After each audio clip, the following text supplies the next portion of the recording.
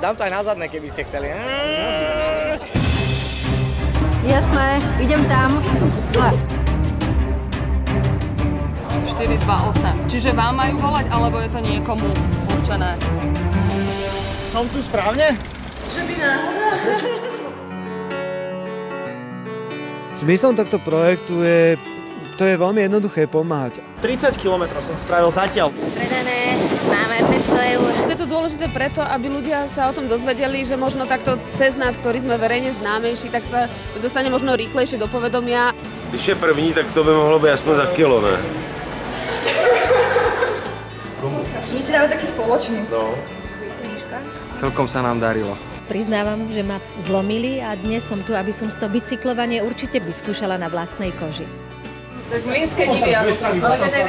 Ja sa snažím pomáhať v akomkoľvek projekte, ktorý má myšlienku, ktorý je charitatívny. Každý jeden projekt, ktorý pomáha iným ľuďom, ktorí to potrebujú a sú v núdzi, je fantastický. Takže misia o to viac, že sa naozaj zapájajú osobnosti, o ktorých si ľudia mnohokrát myslia, nie je možno to najpozitívnejšie. A práve týmto gestom a týmto spôsobom dokazujú, že sú to naozaj takisto ľudia na správnom mieste a že nezabudli, odkiaľ vyšli a veľakrát, že majú aj priateľov, ktorí sú v ťažkej životnej situácii a treba pomôcť. Prezio sme dostali. Máte tu mať občiansky? Hej. Jaká je u prezidenta?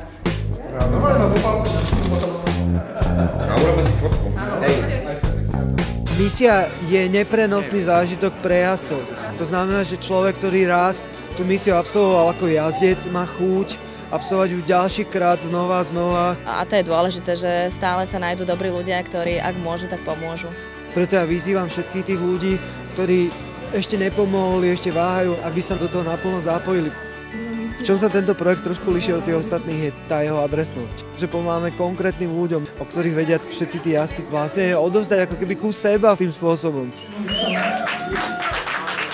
Náchod tejto samotnej misie nejde ani euro z tých vyzberaných peňazí, to znamená všetky peňažky idú tým, ktorí to potrebujú.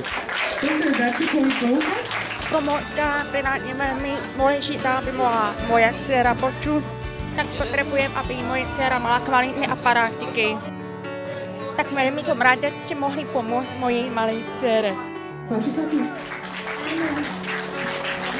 Bol to pre nich veľký sen, ja som mi to neprotajila. Ďakujem.